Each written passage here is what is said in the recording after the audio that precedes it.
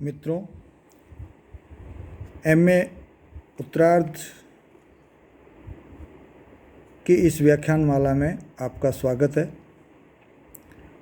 पिछले व्याख्यान में हमने ललित निबंधों की परिभाषा के बारे में जानकारी ली थी।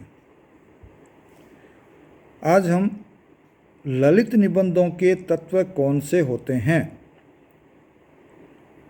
अर्थात ऐसी कौन सी बात जिसको आधार मानते हुए इनको ललित निबंध कहा जाता है।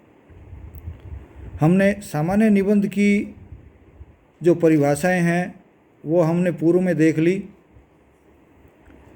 और उसके बाद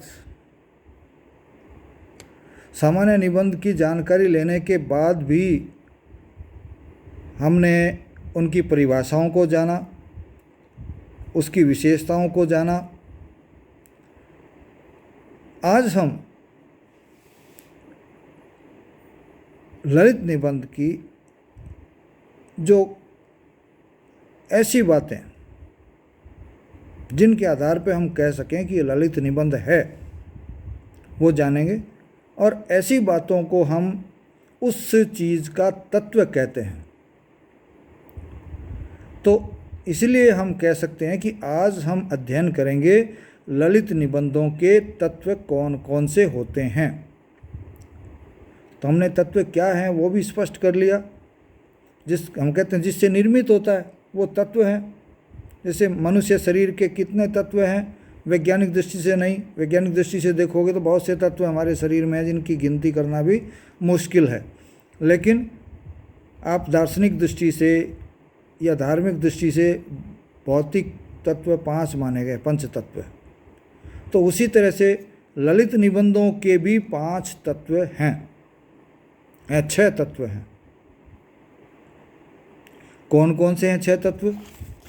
पहली बात तो यही है, हमारे मस्तिष्क में सवाल उठता है। तो पहले मैं इनके नाम बताता हूँ कि कौन कौन से तत्व निकल करके आते हैं। पहला जो तत्व निकल करके आता है वो है लालित्य। ललित निबंध का पहला तत्व है लालित्य, और दूसरा तत्व है विषय विस्तार। दूसरा तत्व है विषय विस्तार। तीसरा तत्व है रागात्मकता। तीसरा तत्व है रागात्मकता। चौथा तत्व है स्वच्छंदता। चौथा तत्व क्या होगा? स्वच्छंदता होगा। और पांचवा तत्व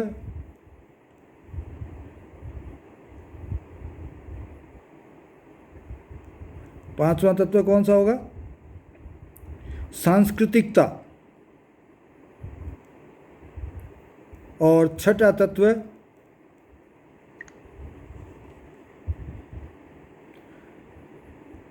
ललित शैली। सांस्कृतिकता जो शब्द है वो थोड़ा सा अटपटा लग सकता है, लेकिन मैंने एक जगह पढ़ा तो मैंने आपको लिखवाया है। इसे हम कह सकते हैं कि निबंधों का सांस्कृतिक जुड़ाव।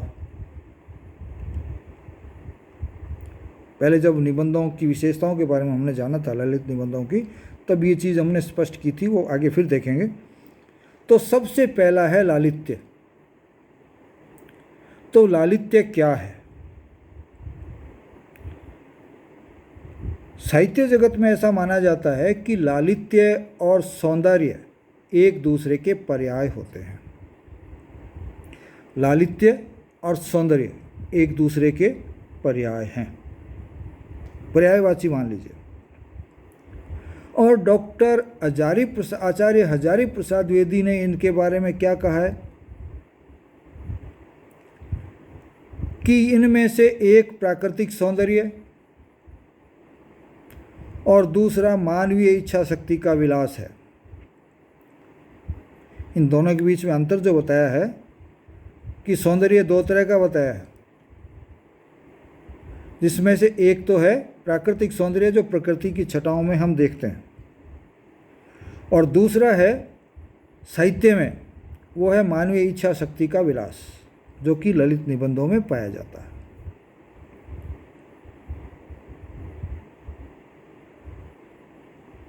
आगे वो कहते हैं कि लालित्य अर्थात प्राकृतिक सौंदर्य से भिन्न किंतु उसके समांतर या समानांतर चलने वाला मानव रचित सौंदर्य है। एक तो प्राकृतिक सौंदर्य वो तो स्पष्ट है, लेकिन फिर ललित सौंदर्य जिसको हम कहेंगे वो क्या है? वो सामान्य सौंदर्य जो प्राकृतिक सौंदर्य है उससे थोड़ा सा भिन्न होता है, लेकिन उसके समानांतर चलने वाला मानव रचित सौंदर्य है। प्रकृति में लेखक ने देखा, निबंधकार ने देखा, अब वैसा का वैसा लिखेगा तो कुछ नहीं होगा, सामान्य प्राकृतिक सौंदर्य है, लेकिन उसमें जब अपनी कल्पना का विलास वो जोड़ेगा तो वहाँ मानव रचित सौंदर्य पैदा हो जाएगा। और ये मानव रचित सौंदर्य जो है वही क्या है? लालित्य है। तो ललित निबंधों में यही मानव रचित सौंदर्य, ललित निबंधों में यही मानव रहित सौंदर्य विषय वस्तु, भाव प्रवणता, बुद्धि विलास, कल्पना और भाषा, इन सभी में सभी स्तरों पर मूर्त रूप से मिलता है, या इनमें सभी में मूर्त रूप से हमारे सामने प्रकट होता है। अब ये ललित निबंध जो हैं उनमें ये मानव सौंदर्य मिलता है। अब किस रूप में मिलता है वो भी यहाँ आगे स्पष्ट किया है। वो क्या है?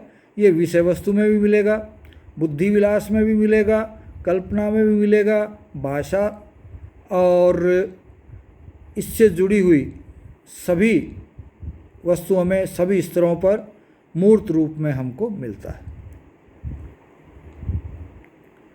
अब ये तो थी ऊपर लालित्य। अब इसकी भाषा कि जब लालित्य तो हम कह रहे हैं आ रहा है, तो भाषा क्या कैसी होगी? तो ललित निबंध की भाषा सरलता, सरसता लिए हुए होगी, सरलता सरसता लिए हुए होगी। चयन और विचलन की इसमें मनोहारी प्रस्तुति, चयन और विचलन की इसमें मनोहारी प्रस्तुति आपको मिलेगी। इसी से भाषा का भाषिक सौंदर्य इन निबंधों में हमको मिल जाता है, साकार रूप इसका मिल जाता है। किस किस में? ये भाषा कैसी होती है? सरल होती है, सरस होती है, इसमें चयन की स्वतंत्रता होती है, इसमें विचलन के लिए खुला संसार होता है, और इस कारण से इस भाषा की मनोहारी प्रस्तुति इसका भाषिक लालित्य जो है उसको साकार करता है। और ललित निबंधों का लालित्य इन सभी का संबंधित प्रभाव होता है या समन्वित प्रभाव होता है। तो जिसे हम कहते हैं ललित निबंध में एक तत्व लालित्य होता है, तो लालित्य भाषा का, भाषा की सरलता का, सरसता का, चयन का, विचलन का, इसका मनोहारी जो प्रस्तुतिकरण है उसका, विषय वस्तु का, भाव प्रवणता का, बुद्धि विलास का, कल्पना का, भाषा का, सभी स्तरों पर जो मिला जुला रूप है वही क्या कहलाता है? ललित निबंध का या लालित्य कहलाता है। दूसरा जो ललित निबंधों का तत्व होता है वो है विषय विस्तार। विषय विस्तार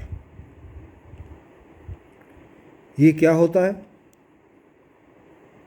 कोई भी निबंध हो, कोई भी साहित्यिक विधा हो, किसी न किसी विषय को लेकर के चलती है या विषय पर आधारित होती है।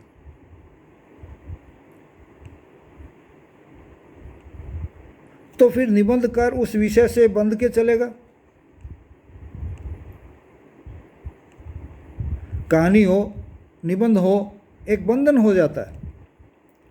लेकिन ये जो ललित निबंध होते हैं, इन ललित निबंधों में विषय के विस्तार की कोई सीमा नहीं होती, विषय विस्तार की कोई सीमा नहीं होती। इसमें न तो निबंधकार को किसी विषय वस्तु पर स्थिर रहना,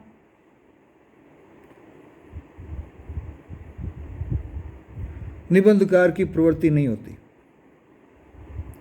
अर्थात यहाँ निबंधकार किसी भी विषय वस्तु पर स्थिर रहे ये जरूरी नहीं है, बल्कि वो कई विषय वस्तुओं को जो उसके भाव में आए, उसके दिमाग में आए, उसके मन में आए, उनको उस निबंध में रख देता है। तो यहाँ कोई सीमाएं उसके पास नहीं रहती। किस तरह से नहीं रहती वो देखिए। जीवन के महत्वपूर्ण क्षणों से लेकर, प्रसंगों से लेकर, देखिए क्या होता है, महत्वपूर्ण, जीवन के महत्वपूर्ण प्रसंगों से लेकर के, पदार्थों से लेकर के, मामूली से मामूली प्रसंग जो हैं और मामूली से मामूली पदार्थ जो हैं, उन पर भी ललित निबंध लिखा जा सकता है। तो ललित निबंध महत्वपूर्ण से महत्वपूर्ण, बड़ी से बड़ी विषय वस्तु, पदार्थ, इसी तरह छोटी से छोटी या महत्वहीन विषय वस्तु, उन सब पे लिखा जा सकता है। एक उदाहरण दिया जा सकता है, रास्ते में पड़े एक आलपिन, या रास्ते में पड़ी एक सुई, या रास्ते में पड़ा एक तिनका, रास्ते में पड़ा एक कांटा, इन सब विषयों पर ललित निबंध लिखा जा सकता है। और ये सब विषय देखने में बड़े महत्वहीन लगते हैं, बहुत छोटे लगते हैं, लेकिन जीवन के किसी विराट सत्य को प्रकट करने में ये सक्षम होते हैं।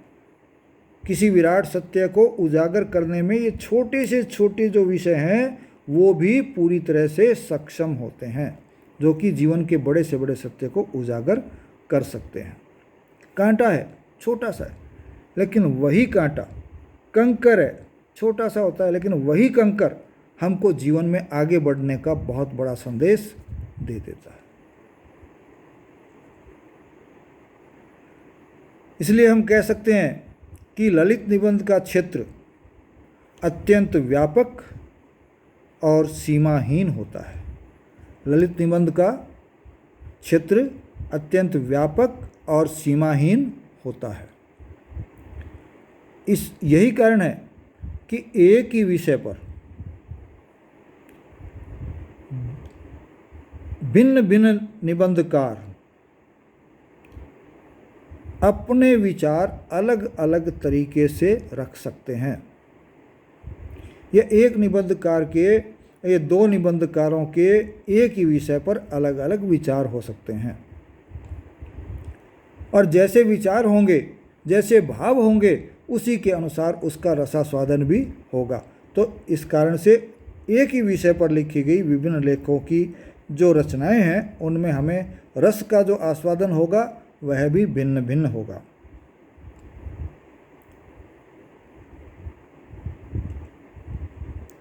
तीसरा जो तत्व ललित निबंधों का होता है वो है रागात्मकता।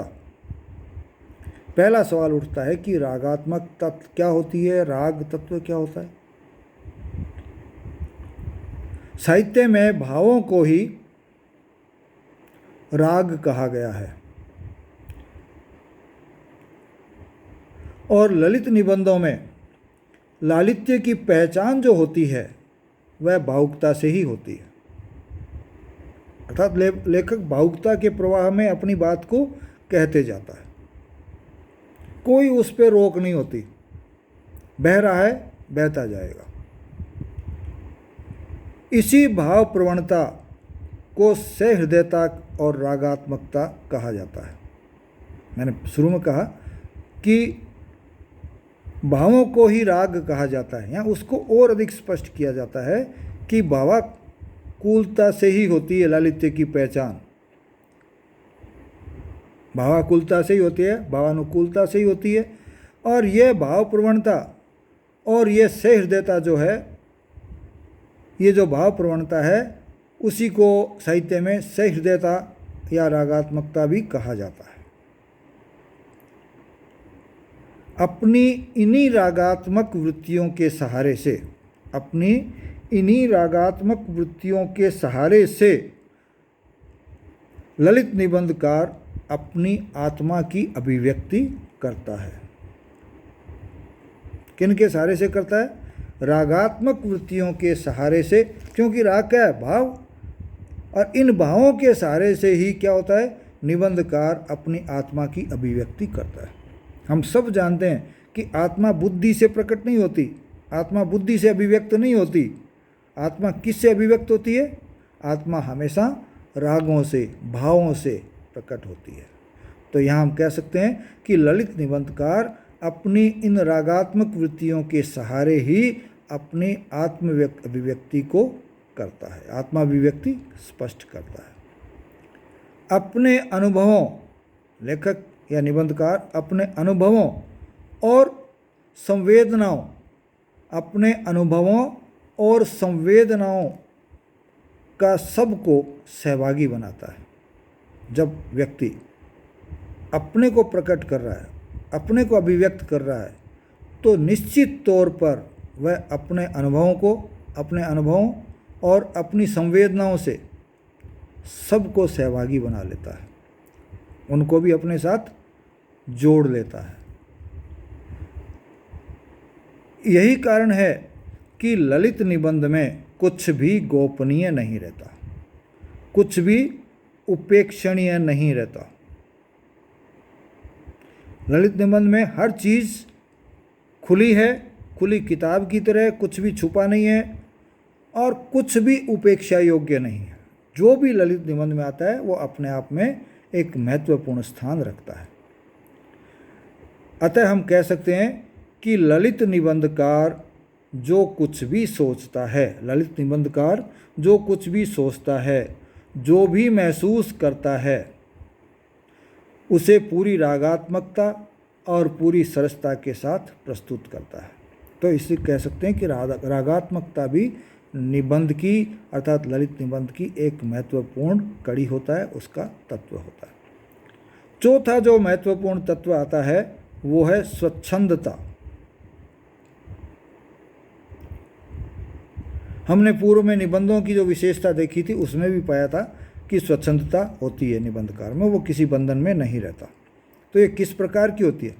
यहाँ हम कह सकते हैं कि स्वच्छंदता का अर्थ वैचारिक और शिल्पगत स्वतंत्रता से है। अराजकता से यहाँ हमारा जो है स्वतंत्रता का मतलब नहीं है। उसको विचार अभिव्यक्ति में स्वतंत्रता है, उसको शिल्प में स्वतंत्रता है। वो पूरी तरह से बंधा हुआ नहीं है, एकदम से खुला हुआ भी नहीं रहता, लेकिन एक दायरे में रहते हुए वो हर चीज़ को स्पष्ट करने में यहाँ सक्षम होता है, खुला होता है, स्वतंत्र होता है। इसलिए हम कह सकते हैं कि यहाँ स्वच्छंदता का अर्थ वैचारिक और शिल्पगत स्वतंत्रता से है और निबंधकार स्वतंत्र होता है। ललित निबंध स्थानीय चिंतन, आप स्थानीय कहीं स्वाधीन चिंतन जो है, हम जानते हैं ललित निबंधों में चिंतन कैसा होता है, स्वाधीन होता है और स्वच्छंद शैली की उपज होता है। ललित निबंध जो होता है चिंतन उसका स्वतंत्र होता है और शैली उसकी स्वच्छंद होती है, और ये दोनों चीज़ें होगी तभी ललित निबंध जो है वो उपजेगा या रचना उसकी तैयार होगी। इसमें एक चीज़ और हमारे सामने आती है, वो है निबंधकार का मनमोजी स्वभाव। तो ऐसे निबंधों में रचनाकार का मनमोजीपन व्यक्त होता है, अर्थात मौज में जो कह दिया, जो समझ में आया, जो महसूस किया, वो आप तक, हमारे तक पहुंचा दिया। इसीलिए एक विशिष्ट अनौपचारिक स्वच्छंदता के साथ ललित निबंधकार अपनी वैचारिक निजता और शिल्पगत मस्ती का परिचय ऐसे निबंधों में देता है। अर्थात निबंधकार एक अनौपचारिक स्वच्छंदता के साथ इसमें ललित निबंधकार अपनी वैचारिक स्वच्छंदता या वैचारिक निजता और शिल्पगत मस्ती का परिचय देता है। इसमें शिल्पगत मस्ती भी होती है और वैचारिक निजता भी होती है। दूसरे के विचारों को नहीं लेता, खुद का विचार उसमें मुख्य रहता है। पांचवा जो तत्व है वो है सांस्कृतिकता या सांस्कृतिक जुड़ाव, सांस्कृतिक लगाव। सांस्कृतिक सम्मिलन, यहाँ सांस्कृतिकता शब्द का प्रयोग किया है जो थोड़ा अजीबोगरीब लगता है, इसलिए हम कहते हैं कि सांस्कृतिक जुड़ाव या सांस्कृतिक समन्वय। वैसे तो हम जानते हैं कि हर निबंधकार या हर साहित्यकार संस्कृति का वाहक होता है, लेकिन ललित निबंधकार संस्कृति का विशेष वाहक होता है, विशेष तौर पर वाहक होता है। और वह संस्कृति के सभी पहलुओं को, जिस संस्कृति में वो जीता है, जिस संस्कृति में वो पला है, बढ़ा है, उस संस्कृति के सभी पहलुओं को अपने निबंध में चित्रित करता है।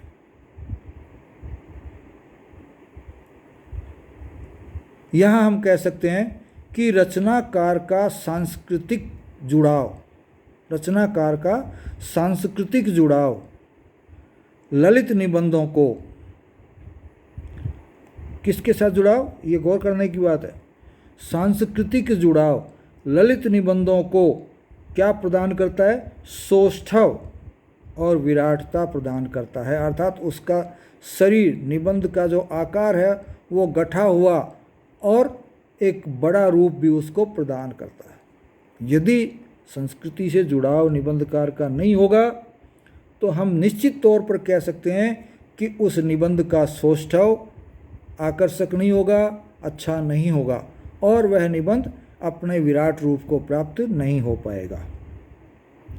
कृष्ण वही थे अर्जुन के सामने, और अर्जुन उनका कहना नहीं मान रहा था, लेकिन जैसे ही कृष्ण ने विराट रूप दिखाया अर्जुन समझ गए। तो उसी तरह से निबंध अपनी विराटता को प्रदर्शित करते हैं, तभी लोग उनसे प्रभावित होते हैं, और वह विराटता, वह उसका सौष्ठव तभी मिलेगा जब संस्कृति से उसका जुड़ाव होगा। और सांस्कृतिकता से स्पर्श के कारण ही, या सांस्कृतिकता के स्पर्श से ललित निबंध में या साहित्यिक निबंध में यथार्थ और कल्पना, अध्ययन और ओज, अनुभव, भान और भाषा, इन सब को एक विशिष्ट लालित्य प्राप्त होता है। अब ये हम ललित निबंध की बात करते हैं, साहित्यिक निबंध की बात करते हैं, तो ये साहित्यिक निबंध को ये लालित्य कहाँ से प्राप्त होता है? संस्कृति के स्पर्श से प्राप्त होता है। और जब ललित निबंध को प्राप्त होता है तो उसमें जो जो चीज़ जुड़ी हुई है उन सब को इससे लालित्य प्राप्त होता है। जैसे यथार्थ निबंधों में होता है, कल्पना निबंधों में होती है, अध्ययन निबंधकार का होता है, ओज भी होता है उसमें कहीं कहीं, कभी कभी अनुभव अपने बोलते हैं निबंध के माध्यम से, जो भान उसको होता है वो, और भाषा, इन सब में एक लालित्य प्राप्त होता है सामाजिक या सांस्कृतिक जुड़ाव से। ठीक है, तो ये जो हो गया वो सांस्कृतिकता नामक एक तत्व इसमें हो गया। फिर अगला और अंतिम जो तत्व इसके अंतर्गत आ सकता है वो है ललित शैली। ऊपर हमने लालित्य लिया, यहाँ ललित शैली लेंगे। लालित्य तो संपूर्ण निबंध का प्रभाव है, और यहाँ भाषा विशिष्ट की बात कर रहे हैं कि भाषा ऐसे निबंधों में कैसी प्रयोग में ली जाएगी। निश्चित तौर पे ललित निबंधों में ललित्य युक्त भाषा ही प्रयोग में ली जाएगी। अतः हम कह सकते हैं कि भाषा का जो प्रस्तुतिकरण होता है कि भाषा किस तरह से प्रस्तुत की गई है, वही क्या है? शैली होता है। निबंधकार बोलचाल की भाषा में अपनी प्रतिभा, अपनी अनुभूति को संप्रेषण के द्वारा, अपनी रचना, अपनी प्रतिभा, अपनी अनुभूति और संप्रेषण के द्वारा अपनी रचना को निखारता है। तो यहाँ किस तरह की भाषा प्रयोग में ले रहे हैं? बोलचाल की भाषा। बोलचाल की भाषा का मतलब सामान्य ठेठ क्षेत्रीय भाषा नहीं है, हम जिस भाषा को एक साहित्यिक भाषा के रूप में स्वीकार कर चुके हैं उसका सरलतम रूप, उसे हम बोलचाल की भाषा कह सकते हैं। उसमें वह अपनी प्रतिभा, अपनी अनुभूति और उन दोनों को संप्रेषित करके अपनी रचना के रूप को निखारता है, उसे एक रूप देता है, निखारता है, उसे एक रूप प्रदान करता है। ललित निबंधों की भाषा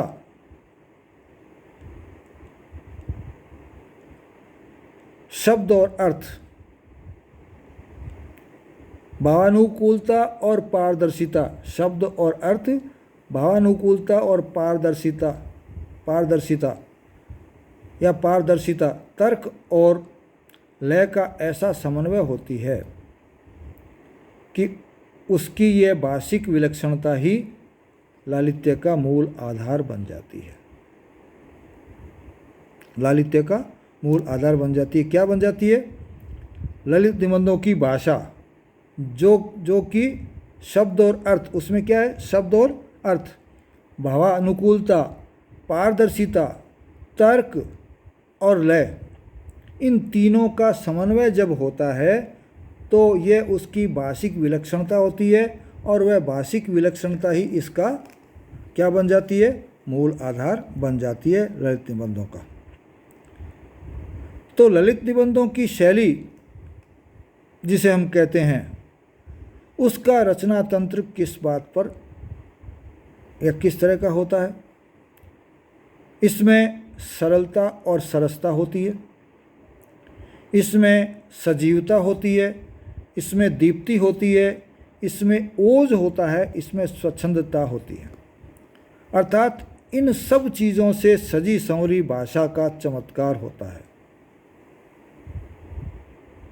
तो हम कह सकते हैं कि ललित निबंधों की रचना शैली या रचना शैली का रचना तंत्र जो है वो असल में है क्या?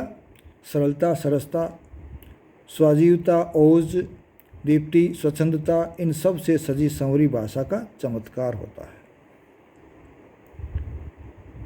ये सारे तत्व मिलकर के, जो 6 तत्व हमने लिए हैं, ललित निबंध को ललित निबंध बनाते हैं। यदि ये विशेषताएं नहीं है तो वो ललित निबंध नहीं बल्कि एक सामान्य निबंध हो जाता है। और ललित निबंध इन्हीं विशेषताओं के कारण पाठकों को अपनी तरफ खींचते हैं, आकृष्ट करते हैं।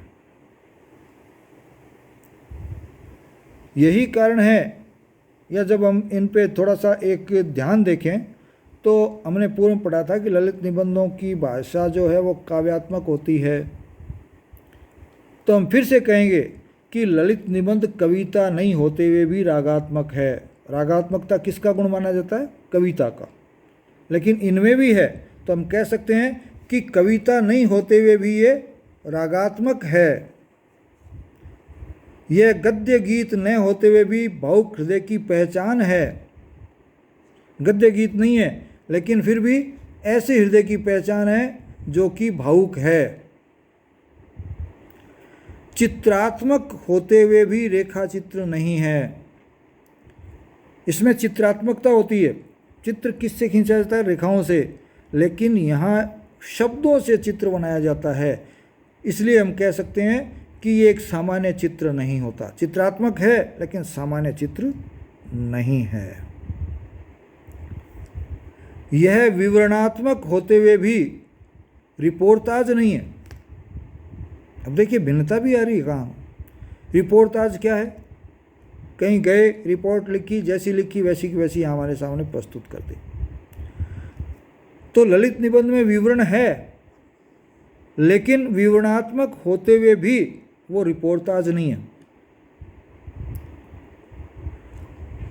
वह फैंटेसी न होते हुए भी कल्पना की उड़ान है। यह कोई फैंटेसी नहीं होता निबंध, ललित निबंध या साहित्यिक निबंध, लेकिन फिर भी इसमें कल्पना की पूरी उड़ान होती है। यह नहीं है कि नीचे लटक गया, बल्कि कल्पना की पक्षी की तरह इसमें एक स्वतंत्र उड़ान मिलती है। इसमें व्यंग्य न होते हुए भी विनोद मिलता है। देखिए व्यंग्य विनोद अपने साथ साथ काम में लेते हैं। व्यंग्य चुभता हुआ होता है, विनोद इतना चुभता हुआ नहीं होता। लेकिन व्यंग्य न होते भी इसमें विनोद है, अर्थात पढ़ने में हमको आनंद महसूस होता है, खुशी महसूस होती है। इसलिए जिन पर इसमें चोट की जाती है वह भी इसका आनंद लेता है, वह भी इसका आनंद लेता है। इन सब के संबंध ने ही, या इन सब के संबंध से ही ये जो निबंध है, ऐसे निबंध जो हैं वो ललित निबंध कहलाते हैं।